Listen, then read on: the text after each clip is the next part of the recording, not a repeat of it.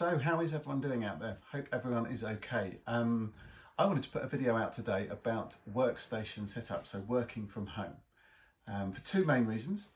Firstly is that lots of people ask us if we've got any tips in relation to working from home.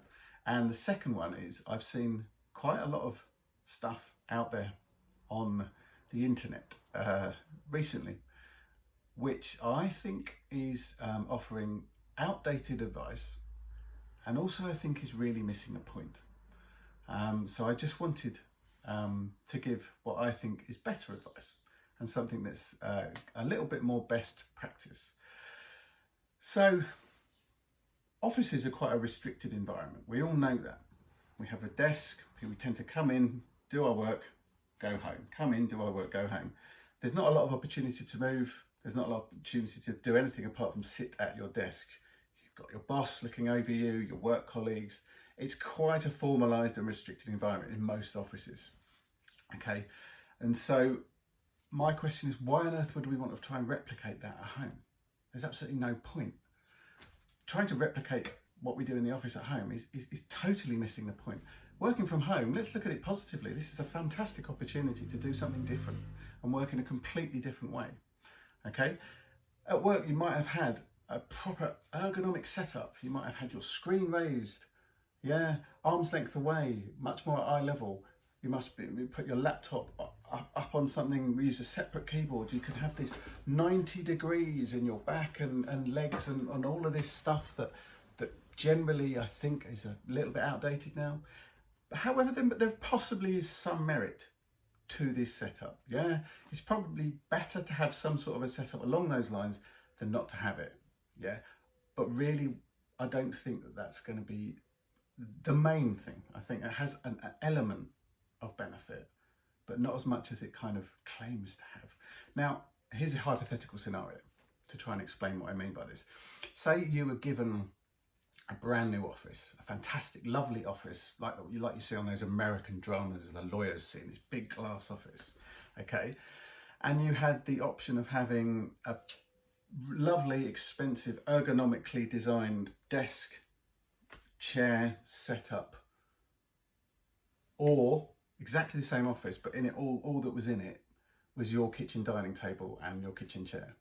Now, I'm guessing that most of us would choose the proper, lovely, wonderfully ergonomically set up office, chair, comfort, exactly.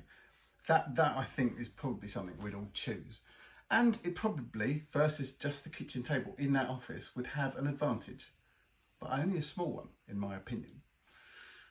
I would say, okay, so let's take that hypothesis, that hypothetical scenario a step further. And instead of having the office with the lovely ergonomically designed setup, expensive chair and table, and the kitchen table, the office with the kitchen table in, you also had a breakfast bar. You had a sofa that you could lie down on.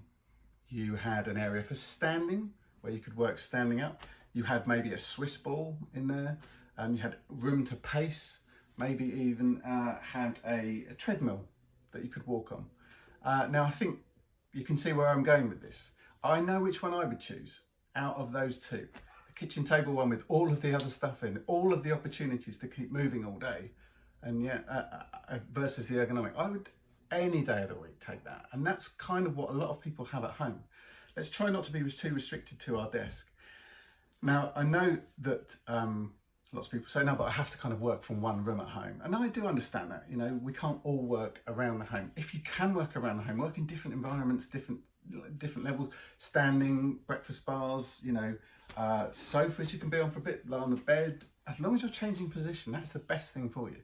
But I do appreciate that some people are more restricted to one room at home. But if you are more restricted to one room at home, you can still move more. In an office, it might be slightly uncomfortable to get up and walk around. At home, it's going to be much easier to do that. You're going to be able to put your headset on, potentially talking to people, pace up and down. Use the ability to do that. In an office, you're going to be a little bit more uncomfortable doing it.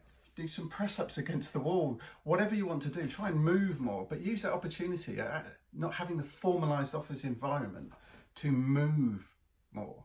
That really, really is the key. That is what the key is to working from home. I think there's such an opportunity at the moment to get some really, really good practices from working from home.